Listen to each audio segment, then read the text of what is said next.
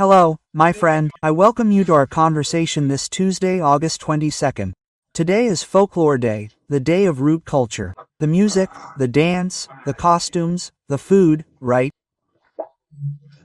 It's the root culture that makes Brazil so rich, with so many different regions.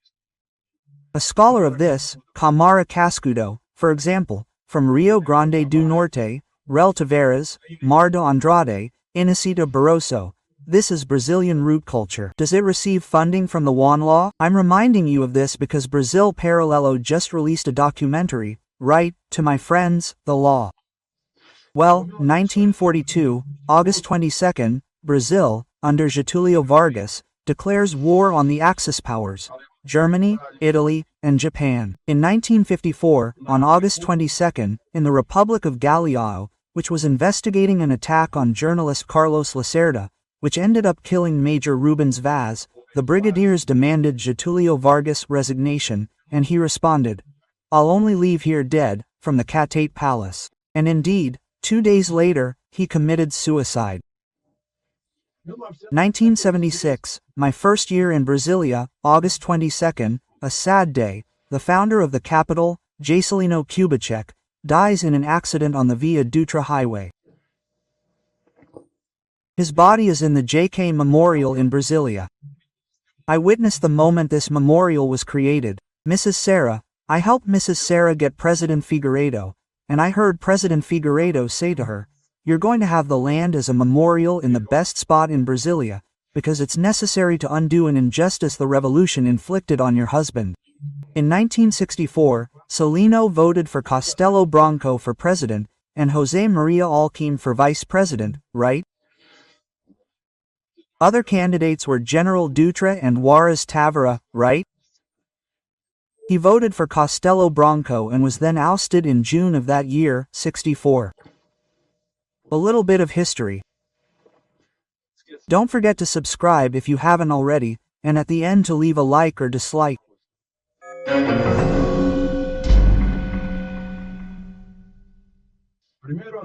Today's first topic, a pleasant surprise, a statement by Alexander de Moraes. It seemed like he was taking this from his book on the Constitution, civil rights, and due process.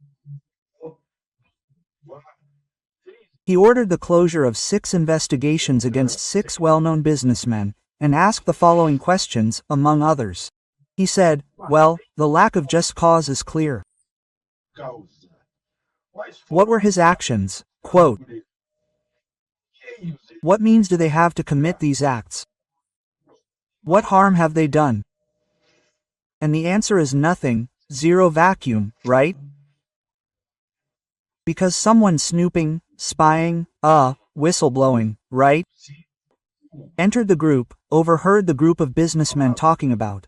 They talked about a coup, they talked about the military government, they said they didn't want Lula's administration, they talked about the danger of rigging the election.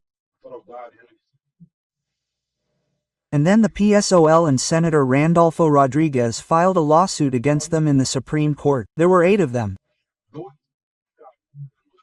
Luciano Hank was still there because he didn't give out his cell phone passwords, and Negra and Meyer Jose Nigrier stayed for another 60 days. I don't know if the federal police managed to break the secrecy on Luciano Hang's phones, as he didn't release them. Luciano Hang is from Avon. Negra is from Tecnisa Construcao, and we, like, the owner of Coco Bamboo, Multiplan Shopping Mall, Barra Shopping, W3 Ingenharia, Mormai, Sierra Maves, right? Minister Alexander Moraes ordered the return of the cell phones, computers, and everything, right? Yeah, and acknowledged an unfair and serious embarrassment in the breach of banking secrecy. Well, out of 5 of them, they hit the families, they also broke the bank secrecy of the woman, her son, and so on, right? And now, what about the names of these people, right, that were thrown out?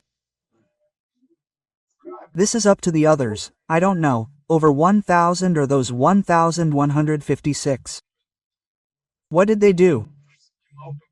What harm did they cause? What means did they have to carry out the scam? or to commit terrorism. But Minister Alexander Morais seems to be talking about due process in his book. Oh, I keep thinking, right, the families, the good reputation, the irresponsibility of whoever started this. Well, because every person in this country is free to take sides, defend ideas, defend positions. It's guaranteed by the Constitution. It's a clause in Article 5, the free expression of thought, right? And there was no substantiation whatsoever.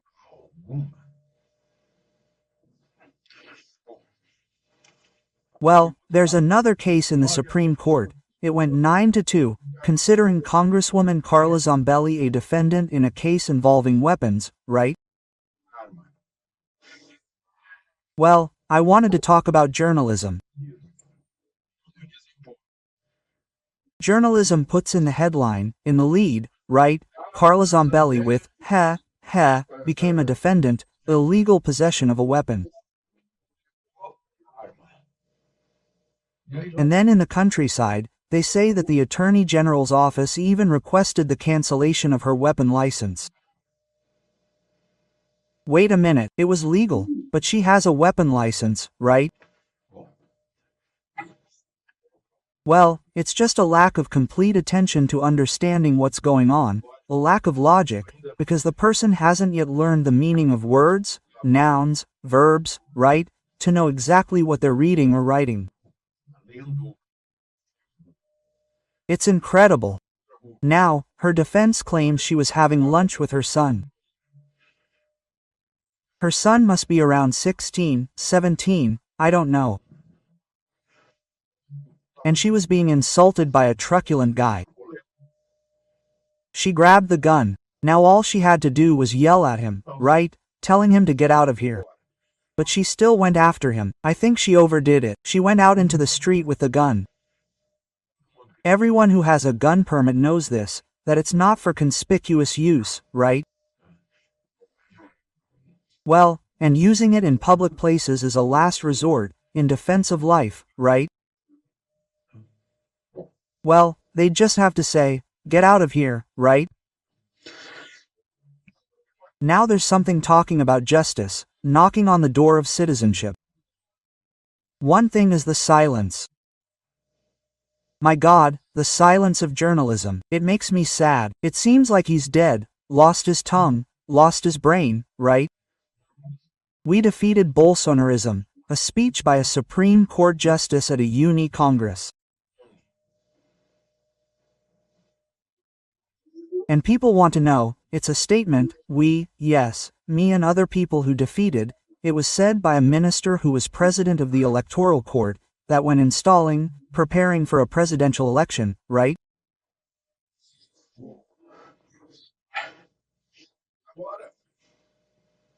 Oh, and now we've seen it. Everyone has seen the Supreme Court legislating in its own interest, nullifying an article, of the Code of Criminal Procedure, so that law firms, where their wives, their children, their nephews, their cousins are, have no impediment to defending clients in courts where their relatives are there, as judges.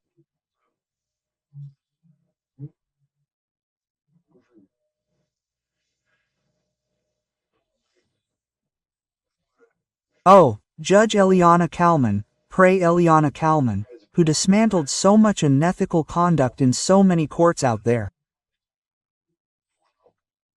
Now it wouldn't do any good, right?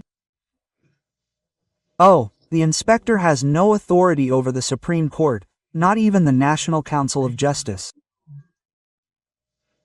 The only one who can do anything is the Senate. But the president of the Senate is frozen, immobilized.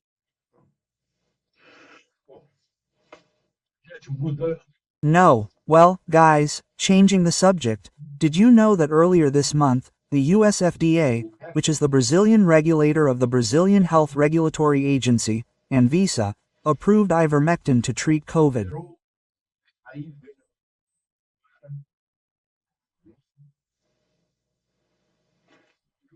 And then I remember, wow, I was fired from CNN because I said there was a treatment, because I witnessed people being cured without needing to go to the hospital.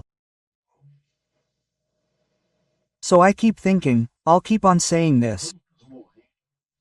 How many people died because of this campaign, which I don't know what it was based on, that prevented the treatment of COVID? These are the same people who constantly report on how they discovered a root that can cure cancer in the Amazon. And that's fine. My God. My God. You can't imagine how sorry I am for the extent of the harm that has been done. Well, President Lula has been saying that a global government is needed. So, what does a new global governance look like? What's the new one? It's China. It looks like it. He wants Cuba, Iran, Venezuela, and Argentina to join the BRICS. It seems that those with the best chance of joining BRIC are Egypt, Indonesia, Argentina, Saudi Arabia, and the UAE. Under the aegis of China. It's very clear that they're creating a counterpoint to the United States in BRIC now, in South Africa. Look at the Brazilian Chancellor, the de facto foreign minister, Celso Amorim, because the other one seems to be taking care of the administrative and routine matters of Itamaraty. He's in charge of foreign policy. Former Chancellor Celso Amorim, who was in Cuba last week, is there in South Africa, in the same isolation as the heads of state. And he said that there is a new force, yes, right, of a world not dictated by the G7. The G7 is the United States, Germany, Japan, right? The United Kingdom, France, right? That's right. And then President Lula, after had spoke of a single currency with Argentina, now he's suggesting that the Chinese yuan be the currency of exchange between Brasilia and Argentina and vice versa, right? Exchanges is vice versa, sorry, the pleonasm, right? Yeah, and the year, I wonder, right? How will the Porteño pronounce this exchange currency? Joan from Brasilia, Alexander Garcia Tia.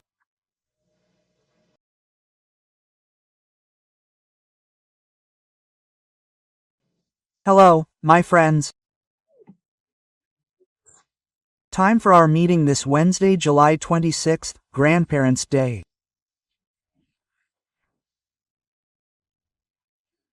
It's the day of Saints Joachim and Saint Anne, the voice of Jesus, parents of Mary, right?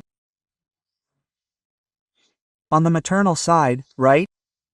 Interesting, right?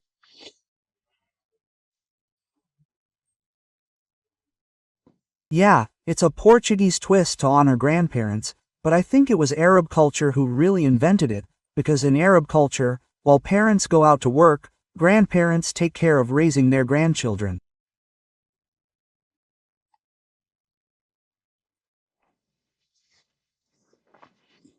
Education isn't transferred through teachers. Education continues at home. I was greatly influenced by my grandfather and grandmother, a lot. And I feel honored today, too, right? Because I'm a grandmother, grandfather of 3 grandchildren and a great-granddaughter, and I'm already a grandfather of 2. So, my warmest embrace to my fellow grandparents. Hey, let's move on, then. Don't forget to subscribe if you haven't already, and at the end to leave a like or dislike.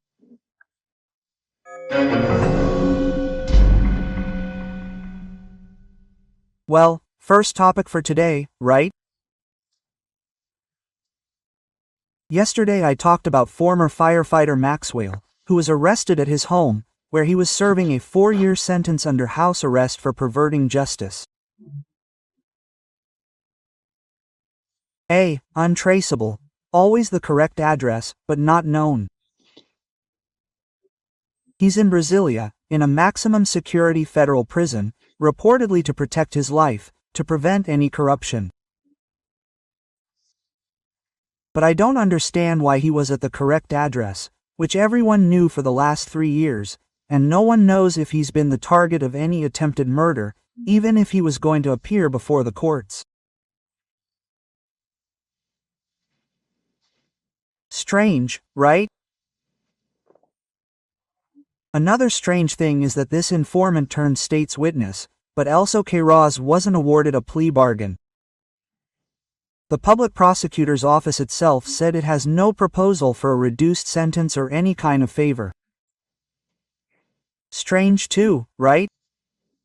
Strange. Anyway, look, I forgot to mention that. Today, July 26th, in 1930, on July 26th, the governor of Paraíba, João Pessoa, was assassinated. That's why the capital, which was the city of Paraíba, now became João Pessoa. And the flag has a black man, because before being assassinated, he refused to support candidate Júlio Prestes and became Getúlio Vargas' running mate. They lost the election and accused the electoral process of fraud, right? He was shot dead.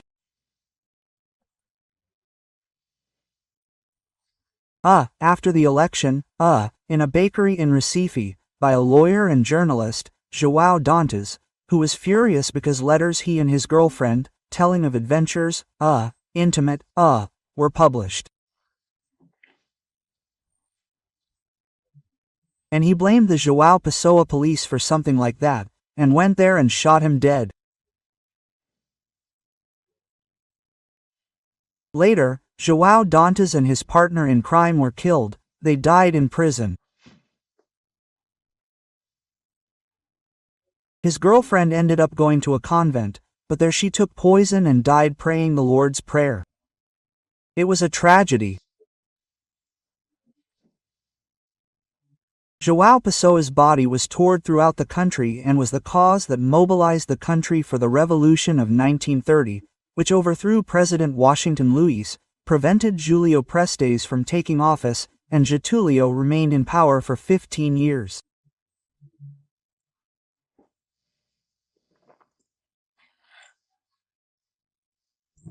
Yes, there was a constitution after the São Paulo Revolution of 1932, demanding a constitution, the Polish constitution, but then he revoked the constitution, established the Estado Novo, and suffered 2 attempts to overthrow him, yes, from the integralists and the communists.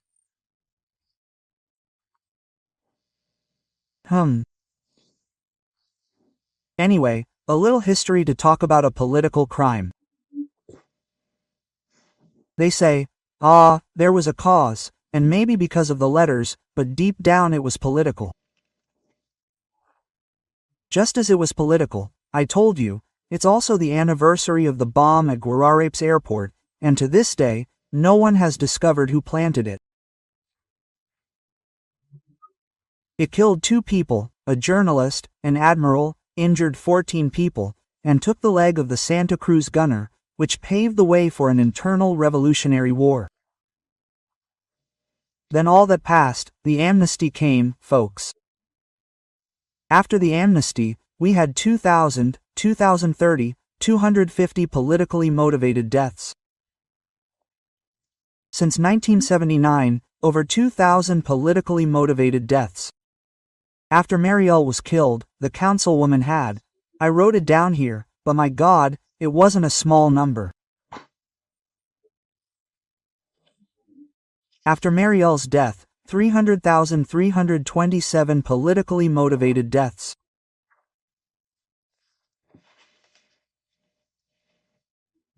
There was almost one of a candidate who was leading in the polls when Adelio Bispo stabbed him in the stomach. He still suffers the consequences, right? Well, and to this day, no one knows what miracle supported an unemployed man in a hotel in Juiz de Fora with computers and cell phones.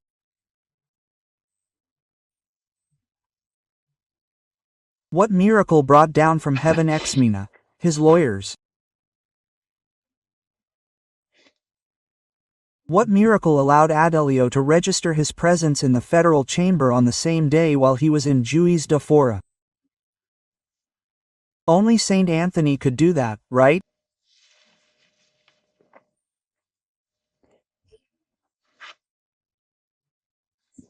Well, yeah, the government is tightening the noose around the population with guns, right?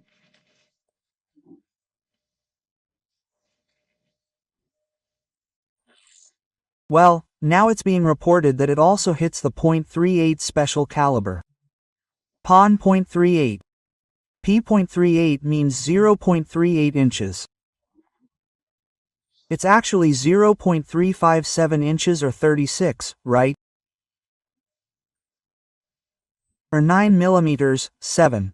The entire cartridge gives 4, almost 4 centimeters. It's about the energy produced, which is there in Lula's decree. And then the people from the security companies, right? Security companies have flourished in Brazil because the state doesn't provide the security it should, given the size of the taxes it collects. And now, right?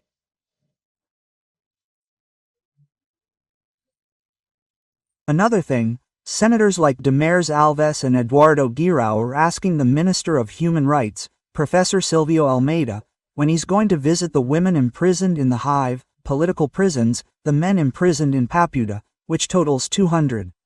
We're almost tied with Venezuela.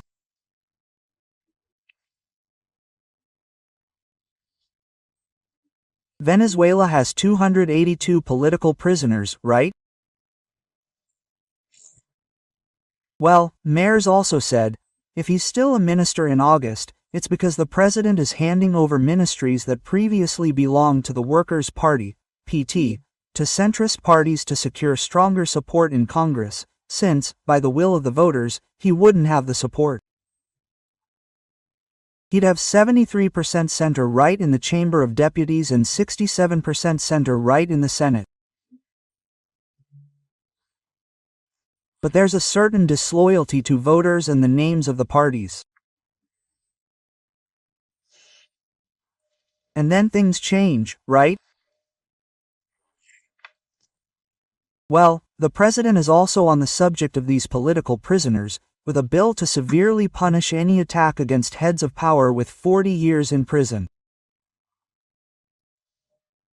In other words, there are Brazilians who are different from others, right?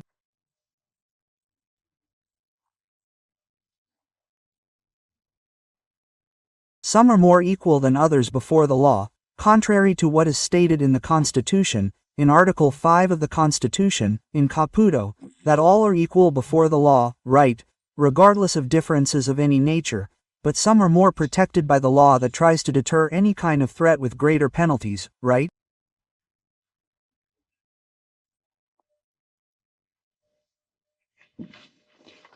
What does this mean? It's a manipulation. The Constitution is no longer being obeyed, right? Well, I have the impression the president is in a hurry. He realized he's 77 years old, and when his term ends, he'll be over 80, and he's in a hurry, right? That's why this desire to make the state bigger than the nation. The state is becoming a burden on the nation, right?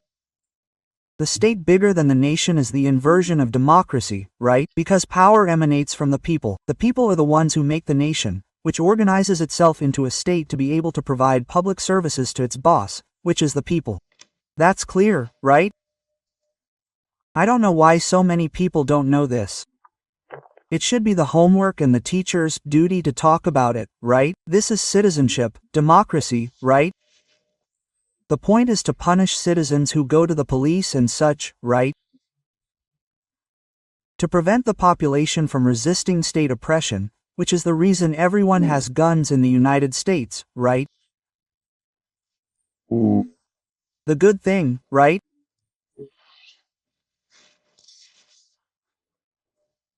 This is the practice, it's the power emanating from the people put into practice, but a certain ideology that demands a totalitarian system wants to put the state above the people. The state is the people's lamb, right, and the state is the guardian. This worked well in the Soviet Union. In fact, it didn't work so well that it broke, right?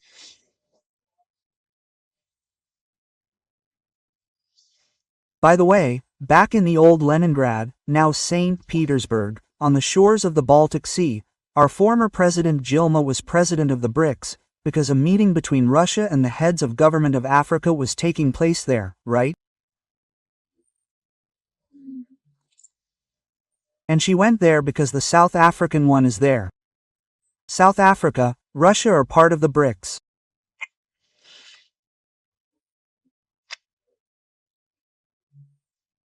And she went there, and the news that came out is that she is defending before Putin that all transactions with the BRICS Bank, that is, India, Russia, Brazil, South Africa, China, should not use the dollar.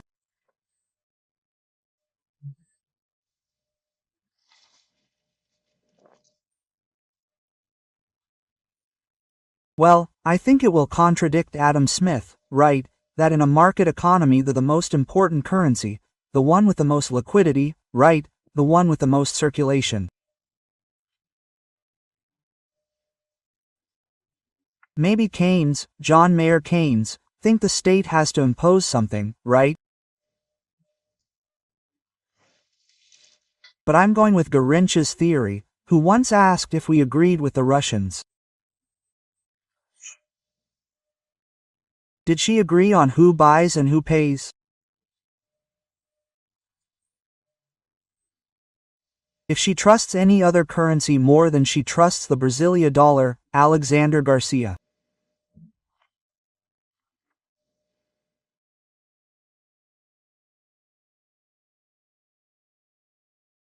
Hello, my friend.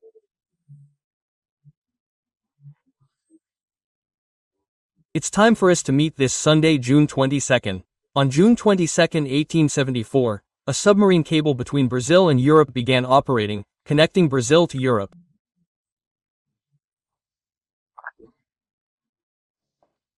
And who built it?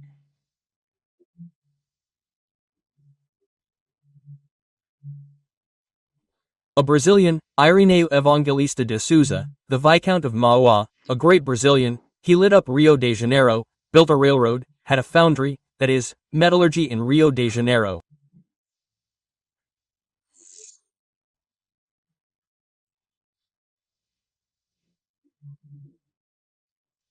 If Brazil today had 10, 20, or 100 Viscounts of Mauá, Irineu is Evangelista de Souza. But I wanted to share some joy with you.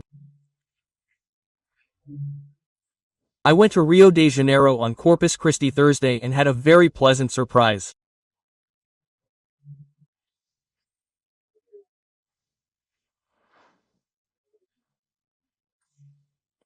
A friend, Valgir, told me that he was going to pay tribute to his Motocube group, God above all, right?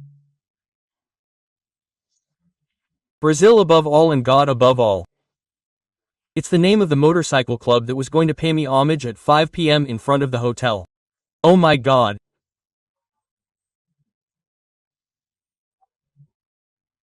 Then a motorcycle comes along, driven by with the national flag, and the whole gang comes along and gives me a vest and makes me their companion.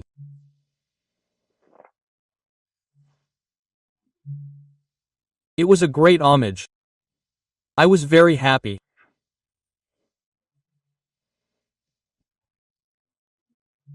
But there was another pleasant surprise. The public, the huge public in the huge, gigantic Rio Centro.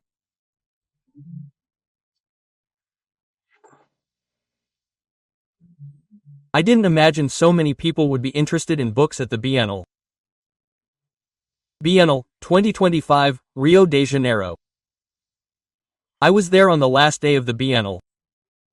It opened on the 13th, ended on Sunday, and it's ending today, right? I went on the penultimate day, on Saturday.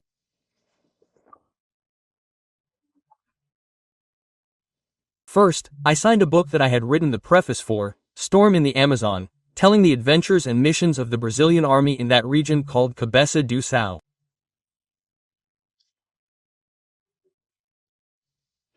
including that operation that had been carried out after the FARC invaded Brazilian territory, attacking a Brazilian platoon.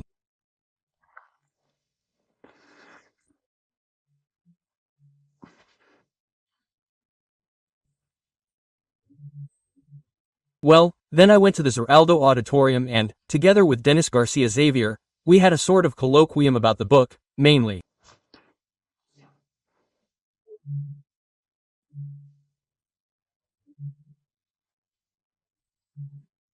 I learned a lot from Dennis, a young philosopher, former swimming champion, and even a Brazilian Olympic champion.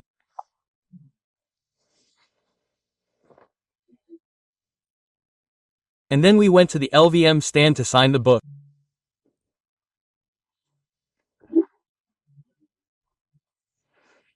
I want to show you a clip that my daughter made about it this afternoon at the Bienal.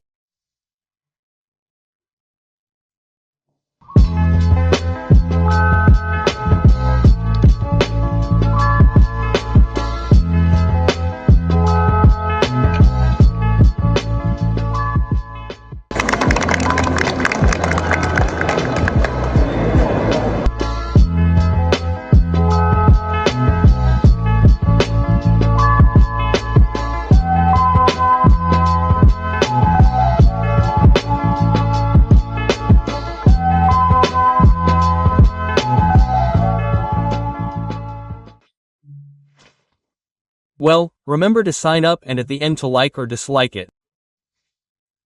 So, let's get to today's conversation.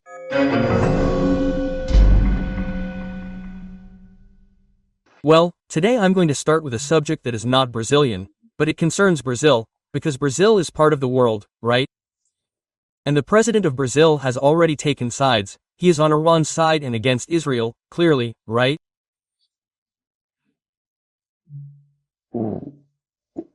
And he also constantly challenges the President of the United States, saying that he is not afraid of ugly faces, because the United States entered this war to accelerate the end of the Iranian nuclear program, which is intended to wipe Israel off the map.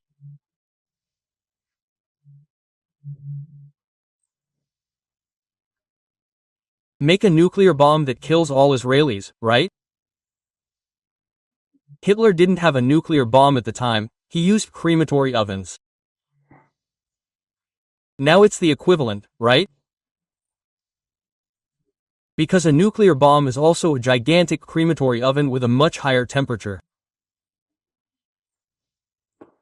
Just so you have an idea of the gravity of the situation. Well, Iran has always been behind the instability in the Middle East, with a view to extinguishing Israel. Iran is not an Arab country. Well, Iran is ancient Persia. In fact, Iran is older than Persia. Persia is a name given by the Europeans. It has always been Iran, right?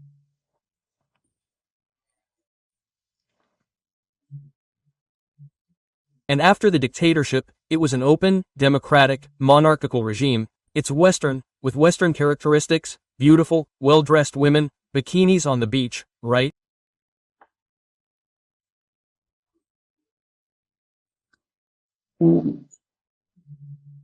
Then there was an attack. They tried to kill Shah, who was the monarch, Shah Reza Pahlavi, who was married to Soraya, right? I've already told you about this here, right? She was so popular that many people named their daughters after Soraya here in Brazil. Later, he married Faradiva, because Soraya didn't give him a son, didn't give him an heir to the throne, and the heir to the throne is ready to take over. That's the only solution for Iran, right? But anyway, in 1979 there was a revolution, they overthrew the T, he went to the United States. If I'm not mistaken he died of cancer, but his son is there, he's even 59 years old, if I'm not mistaken, and he already has a cabinet to govern Iran.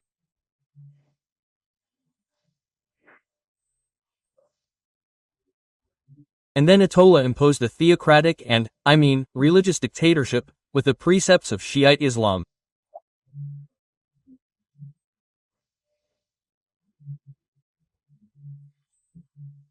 It's not even the Sunni Islam that prevails in Arab countries, and the cheetahs have always been behind the Hezbollah, the Hamas, the attacks on Israel.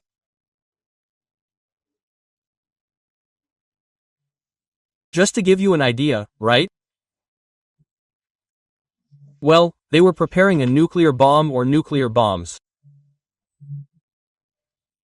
And the United States just carried out an attack last night.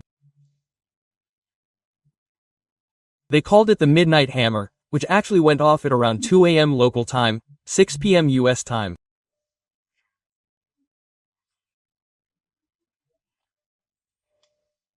Imagine that the planes took off from Missouri, almost from the middle of the United States.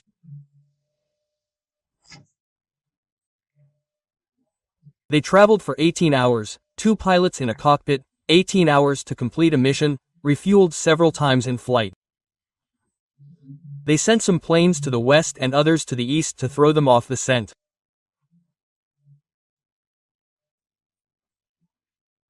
Obviously, the satellites, of Iran's allies, were reporting it, but there was silence on the radio, silence in communications.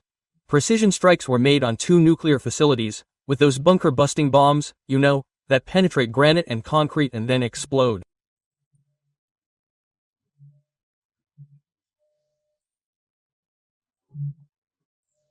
And an attack with the Tomahawk missile, which was also launched from a submarine, an American submarine, a precision strike, right?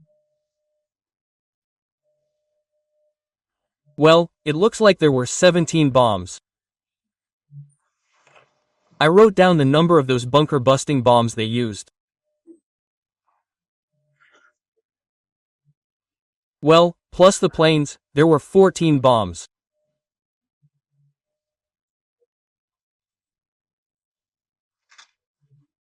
The bombing fleet is the B-2 bomber, which are radar evasive and ultra-modern, so much so that the Americans won't sell them to anyone so they don't have to disassemble them to find out how they work.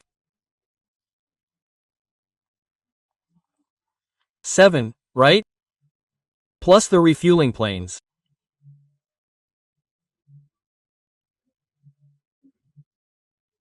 You must have noticed on the news that days before refueling planes were moving along the route, right, getting ready, right, on an island in the North Atlantic, on NATO base, certainly, to refuel these, right, bombers, right?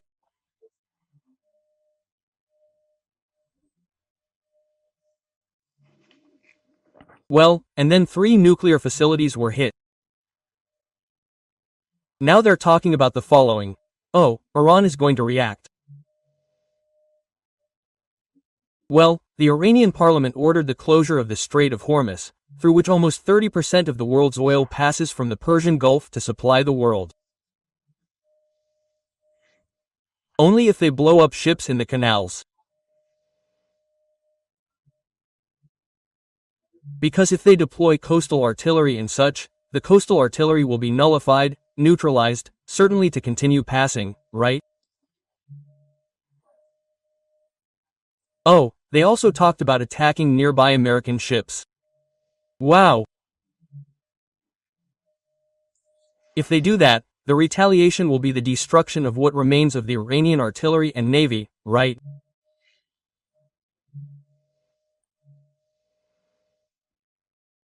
Lula is rooting for Iran. He is practically an ally. He is personally an ally of Iran. There is that suspicion that 2 Iranian warships came to Rio de Janeiro in February, right after he took office. Some people are saying, oh, it took uranium, I don't know, right? But I certainly don't know if the Mossad knows anything, the CIA knows something, but maybe Lula doesn't know that homosexuals there are sentenced to death and women don't have the slightest.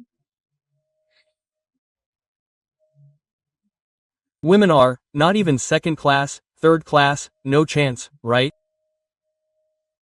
You can't even get a haircut, you have to have your face covered, your head covered. Hey, you can't go out on the street without a man, right? Well, maybe Lula and those who are supporting Iran don't know about this, because they are supporting it too. Well, let's see if I made some notes about this here, right? Well, Iranian airspace is practically dominated.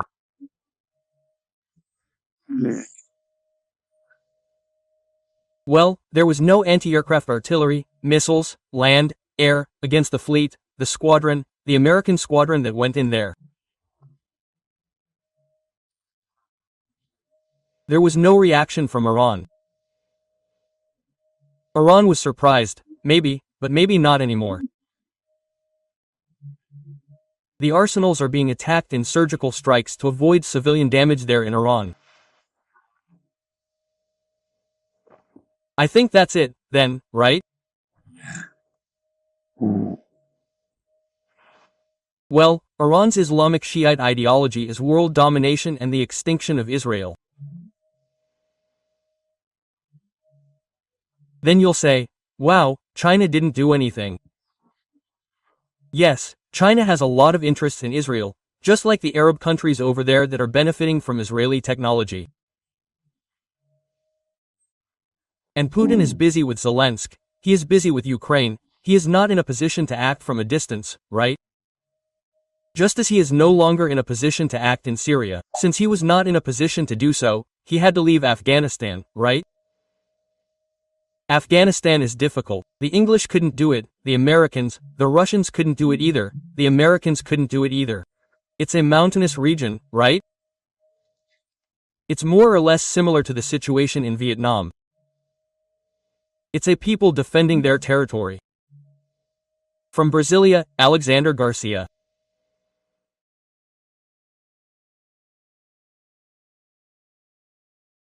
Hello, my friend. It's time for us to meet on Tuesday, October 3rd. Petrobras, on October 3rd, is celebrating its 70th anniversary, created by Getulio Vargas in 1953. 10 months later, Getulio committed suicide on August 24th. On the 23rd, he wrote in a letter saying that there was pressure against him for creating Petrobras. Today is also the day of the dentist, this professional who relieves our toothache, who beautifies our smile. A hug to my dear dentists.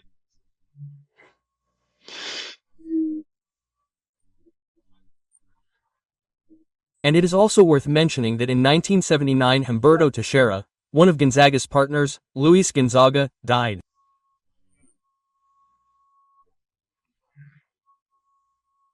He and Luis Gonzaga created A Branca. Humberto Teixeira was a lawyer and a federal deputy for Ceará, although he was born in Rio de Janeiro, where he died.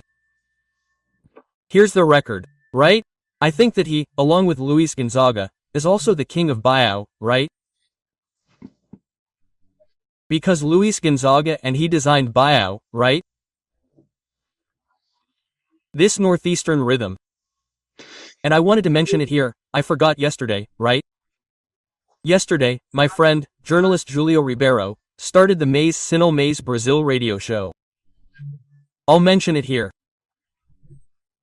And if I talk about Julio, I can't help but mention Julia, my daughter Julia Nunes Garcia, who has a channel there, Julia Nunes Garcia, a channel on YouTube. She's starting a channel that will interest people into games, into electronic games. She's a journalist specializing in electronic games. So let's go ahead and don't forget to subscribe and at the end to like or dislike.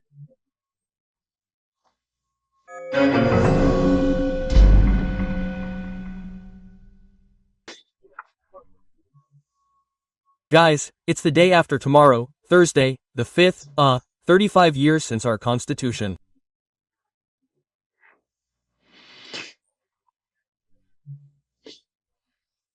And I wanted to remind you of Article 5, Item 37 of the Constitution, which says that there will be no exceptional court or tribunal.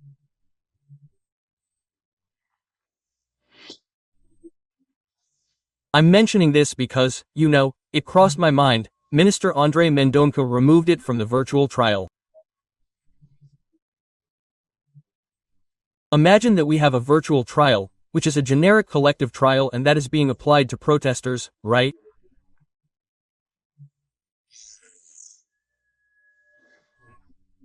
Well, I haven't seen any evidence yet that shows me the face of the person breaking something and being sentenced to murder, right? 17 years, 12 years, 14 years. And Minister Andrei Menka separated this, and now it seems that he has separated 2 more cases of 2 nuns over 40 years old who are also there to be tried in a new batch of 7 that the rapporteur Minister Morais is taking to the virtual trial.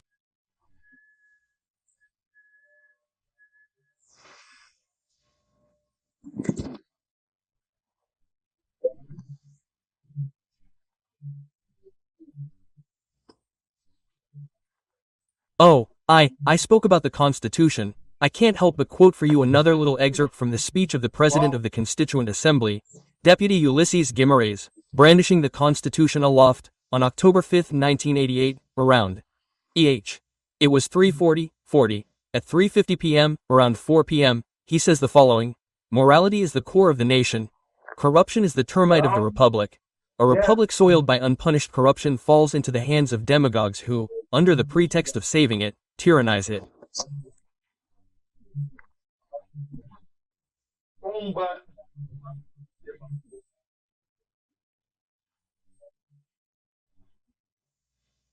Do not steal, do not allow stealing. Put whoever steals in jail. This is the first commandment of public morality.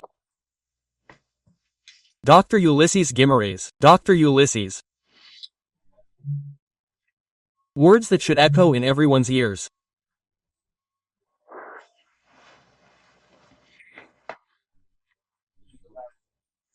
It is a way of remembering our 35-year-old Constitution on the 5th.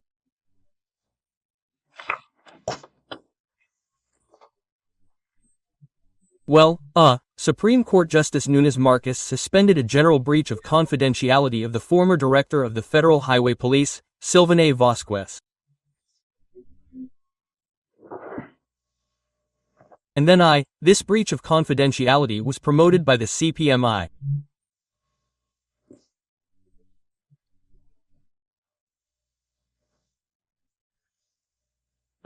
And then I remember Andre Mendonca together with Nunes Marcos, and I remember that phrase the miller said to the all-powerful Frederick, Emperor of Prussia, who wanted to take his mill to build the castle, Sancy, if I'm not mistaken.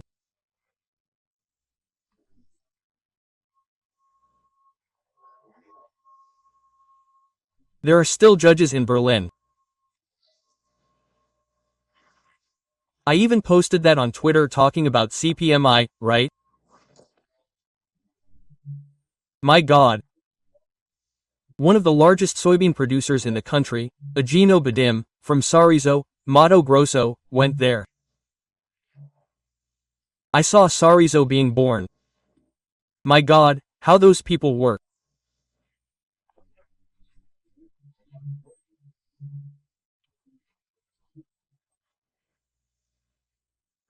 And thanks to their work, we can all buy imported goods, because they bring foreign currency to Brazil in the balance of payments and in the trade balance that allows us to buy imported appliances, cars, equipment, medicines, thanks to people like him.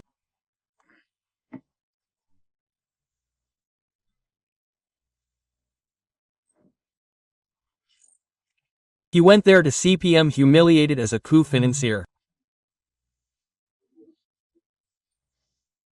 He probably lent buses or sent trucks to participate in demonstrations. Demonstrations that the Constitution allows. Everyone has the right to assembly, the right to express their thoughts. They called for a coup. They asked for a coup, but it wasn't granted, right? Simple. But he ended up crying during the CPMI session when he was praised for his patriotic work for the country. He is one of the pioneers of this country.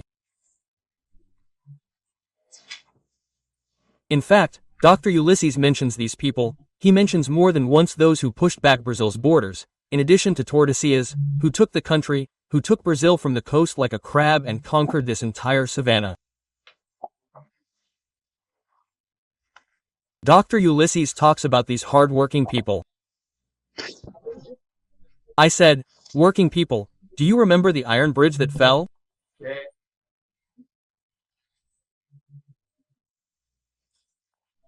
The iron bridge of 1930 that fell, swept away by the waters of the Antas River in Nova Roma, in Rio Grande do Sul, that flood from the history of dams, floodgates, etc.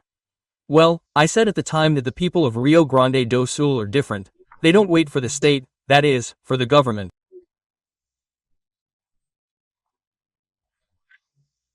They are different. Well, now the governor said it would take until the end of next year to rebuild the bridge. Do you think they will wait? They have already announced it. They will rebuild the bridge, the people. Those made of iron like the bridge. And just as the pillars of the bridge remained, the pillars of these people also remained, these people of iron.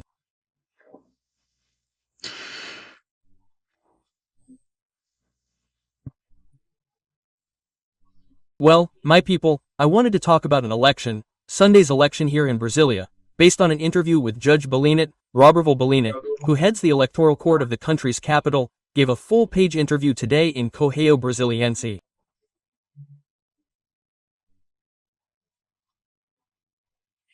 Look at his information. They voted here in the federal district 232,000 voters. I confess that I didn't vote because I couldn't find it here, even at the SAGES, which would inform me, but didn't inform me. I put in my voter registration number and didn't go to my polling place. I tried until 4:30 in the afternoon, right? There was a lot of demand, but 232,000 voters voted in the country's capital, which means 10.5% of the electorate in Brasilia, which is 2,200 to 2,205,000 voters. It was an increase of 51% compared to the previous election for the Guardianship Council.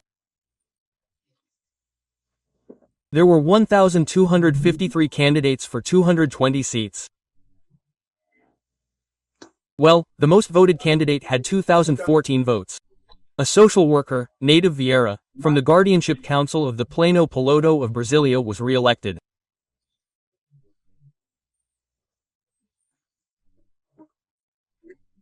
It was a campaign that included the Archdiocese of Brasilia, the Public Prosecutor's Office, the Fire Department, associations and unions of the employees of the Justice, Public Defender's Office, right, OAB, right, and there was, Judge Melanotti clarifies, there was indeed a problem with a system that was, offered, provided by the ZAE.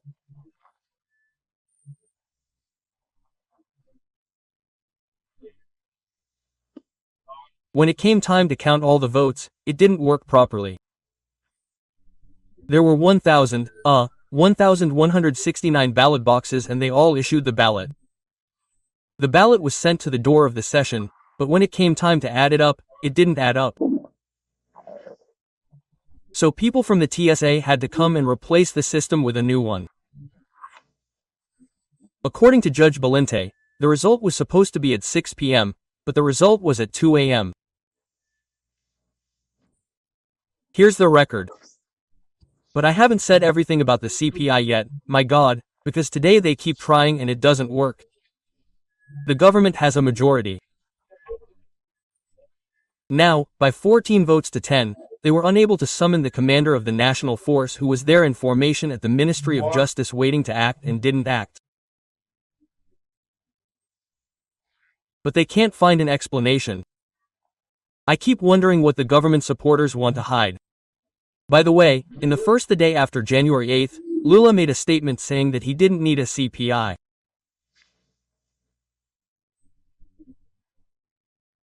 Nobody wanted it, nobody in the government wanted a CPI, but when they formed the CPI, they tried to form a majority to torpedo the CPI, which is a resource of the opposition, but the government took over. So that's it, folks. From Brasilia, Alexander Garcia.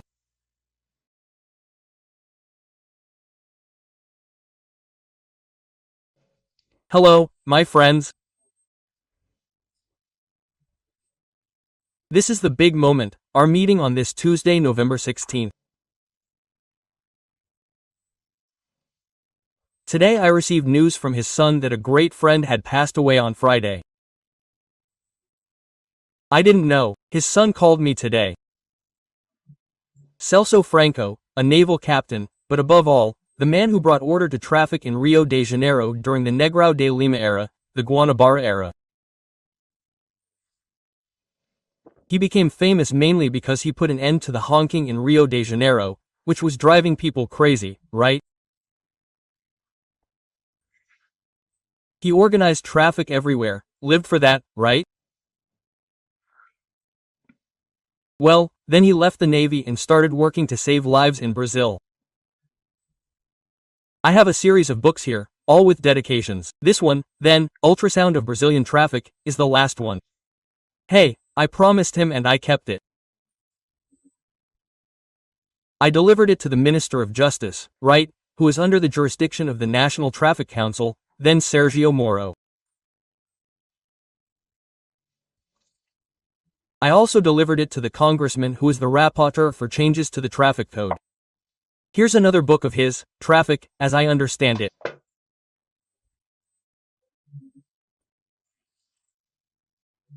He tells of a mutiny he had as a midshipman at the naval school on Villiganhan Island, a small one from 1948. Well, a biography I haven't read yet, Memoirs, is his most voluminous book.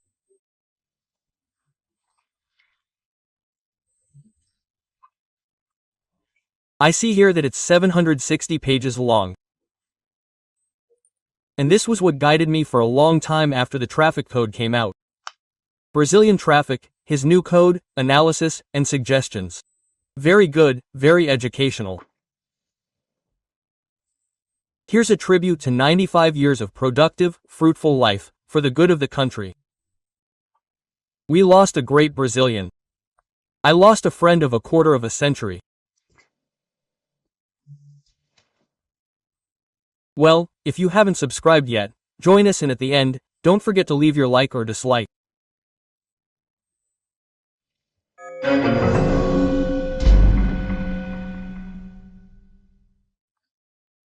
Well, folks, it's happening, as you know, over in Lisbon, an institution in which Minister Gilmar Mendes participates. Another forum of justice, right? A legal forum. And former Supreme Court Chief Justice Dias Toff was there speaking today. He said that Brazil has a semi-presidential system and the Supreme Court is the moderating power.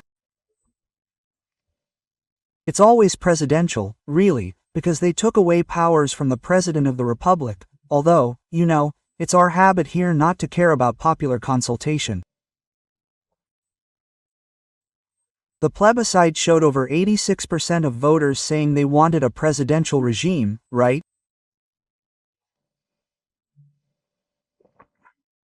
But nobody changed the constitution, which had a structure. I covered the Constituent Assembly, a parliamentary structure, and under pressure from President Sarney, it was a presidential amendment, and it became a Frankenstein, you know, what they call semi-presidential. When the Constitution was enacted, President Sarney gave me an interview on Globo saying that with this Constitution, the country becomes ungovernable.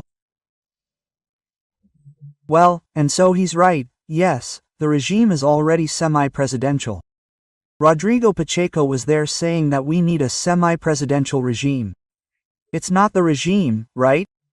My article in the newspapers this week talks about that, right? It's not the regime, it's the people who operate the Brazilian state. It could be a monarchy, it could be a republic, it could be a parliamentary monarchy, it could be a parliamentary or presidential republic. Well, it's the people, it's the habits that don't change. Habits have to change. And when someone starts trying to change habits, there's a huge backlash, because people lose their perks, right? And the moderating power. He said that the supreme power is the moderating power. Until November 15, 1889, the emperor was the moderating power. Maybe that's why some people think they're emperors, right? Well, the moderating power could have only the power of veto, but the Supreme Court is going beyond the veto. It's also having political activism, as noted by great jurists like Carvalhosa and Ives Gondra, right? Today, for example, another one, right? It's a PTB lawsuit. The PTB opposes it, saying that the creation of the party federation is unconstitutional. It's a coalition of political parties that applies to all three levels of legislature: the City Council, the Legislative Assembly, and the National Congress. It applies to the entire legislative body, the entire legislature, right? For the entire 4-year term, and the PTB thinks it's illegal, and the Supreme Court will decide whether it's unconstitutional or not.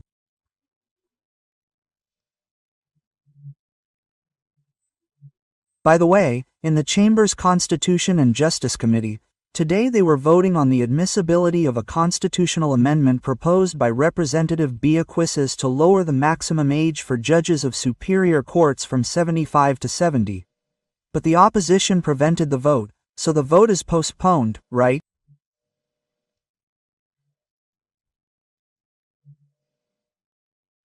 Well, now that we're getting a head start, we don't talk about the age of women, right? But anyway, Minister Rosa Weber, who was born in October of 48, and Minister Lewandowski, who was born in May, if I'm not mistaken, May of 48, right? Well, let's move on. Oh, I couldn't believe it when I heard, because he's already fully vaccinated. The governor of Piauí, Wellington Dias, was diagnosed with COVID there in Glasgow. By the way, then we also find out what he was doing in Glasgow, with the environment there, right? I don't know if the state governor represents the country, right?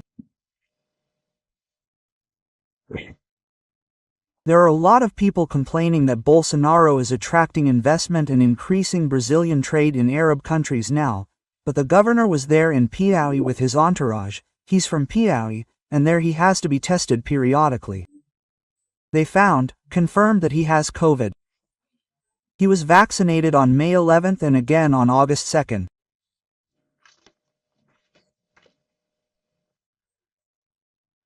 Oh, speaking of which, Brazil, compared to other countries, is doing very well, right? We need to find out why. It had 63 deaths, the average for the last few days, the moving average, 82. According to the registry, the transparency of the civil registry. Now we see that the United Kingdom has 214 per day. Well, Germany has 299, Russia has 1,240, the United States has 744. So, just to compare, in Brazil, right, heart disease is killing 10 to 12 times more than COVID right now. According to the Heart Association, the National Association of Cardiology, right, the average is over 800 per day. We have to take good care of our hearts. I know panic doesn't help take care of our hearts. And Pfizer announced today that it is waiving patents to distribute an experimental, oral generic that prevents the virus from reproducing.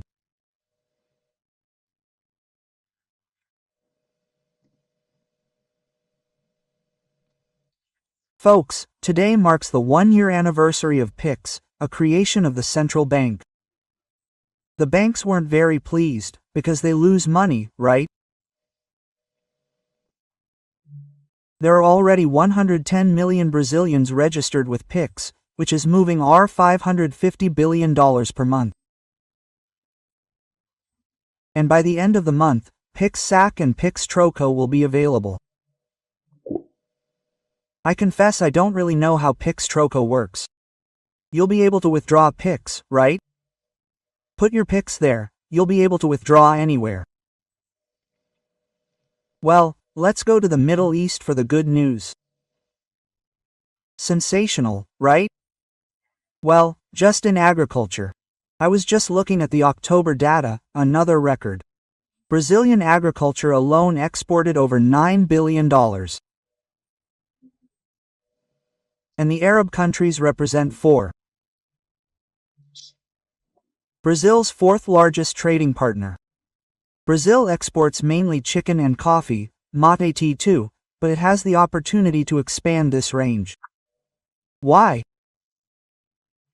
Because there, in countries with deserts, we've shown that we can provide them, guarantee them food security, right? The lack of saying that by 2050, food demand will increase by 60%. And Brazil is there, yay, it's on us, right? Economically.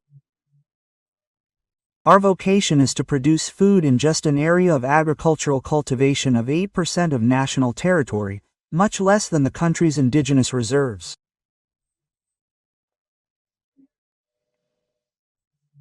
And well, today the president installed an embassy in Bahrain. There never was one, and no president had ever been there. The capital is called Manama. I didn't know, right? Well, and he had lunch with the king. He's already made friends with the Arab princes, right? And it's success, great success. Oh, speaking of success, today, not in Bahrain, but in Texas, in Austin, Texas, Minister Fabio Faria and Elon Musk, the one from SpaceX, right? They closed the deal, it's already going to Anatel for approval, no need for competition. SpaceX's low-altitude satellite, which will provide Wi-Fi to the Amazon, to the Amazonians, to schools, hospitals, right, to the children of the Amazon, satellite Wi-Fi. We conquered the Amazon this way, everyone wants it, everyone's eyeing the Amazon. This is our way of conquering the Amazon. It started back with General Rondon building a telegraph network, right?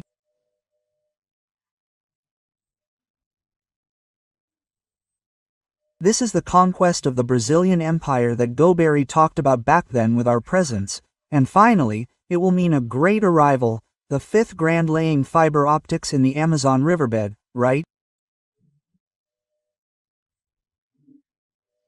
The Amazon is ours.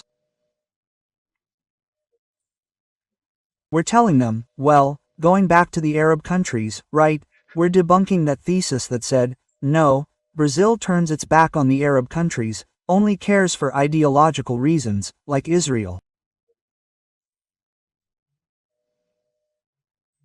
We're seeing a diplomacy of responsible pragmatism. There's the Itamaraty opening up, right? Yeah, with pragmatism. Minister Teresa Cristina spoke about, and Minister Paulo Guedes spoke about petrodollars, right? Arab investments buying agricultural securities to finance agriculture, to invest in Brazilian agriculture, which produces food there for a region that is desert, but has petrodollars, right? At the same time, Embrapa made an agreement with science and technology agencies there to plant fruits and vegetables in the desert. This can be used in the Northeast, right? This exchange of information from Embrapa is up there, right? And hey, and the Choro Club here in Brasilia, the free choro, present there among the Arabs, showcasing one of the most authentic Brazilian genres, which is choro. Wonderful. And playing Aquarela do Brasil, which is the second Brazilian anthem therein, Arab lands, that makes us so proud, right?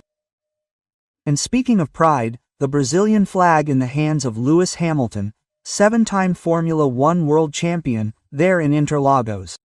I didn't show it here the other day, but I saw the images. It's a huge source of pride, Lewis Hamilton MB. Hey, he's in the same order of the British Empire as me. Hey, a little bit higher up, he's an officer, he's a member, right? But anyway, at least we're in this together, and together we're also holding the Brazilian flag. From Brasilia, Alexander Garcia.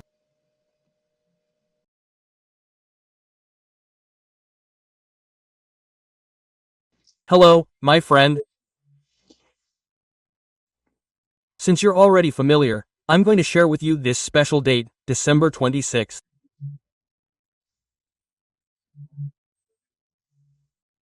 My parents got married in 1939. Today is their wedding anniversary. They got married on December 26, 1939. I was born 11 months later. My father worked mainly in radio, and in medium wave radio.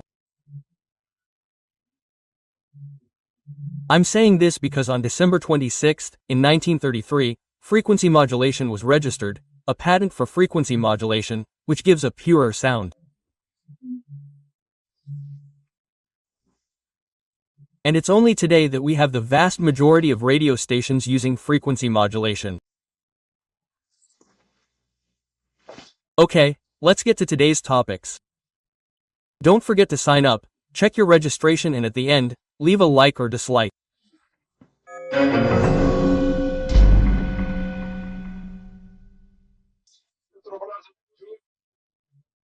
Well, Petrobras announced that starting tomorrow, there will be 26 cents less for the distributor in the price, or 30 cents, which will be 26 cents less at the pump per liter of diesel. I'm interested because I have a diesel car, right? Well, it won't do any good.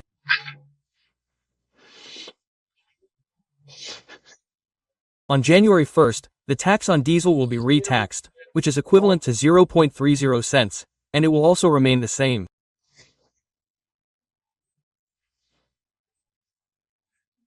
It's going down today. It's a little bit of a holiday cheer, and it'll even everything out on the 1st. I think that at the gas stations that are at the end of the distribution system, when the new price comes in, there's already a new tax, there's already a tax refund, it won't do anything.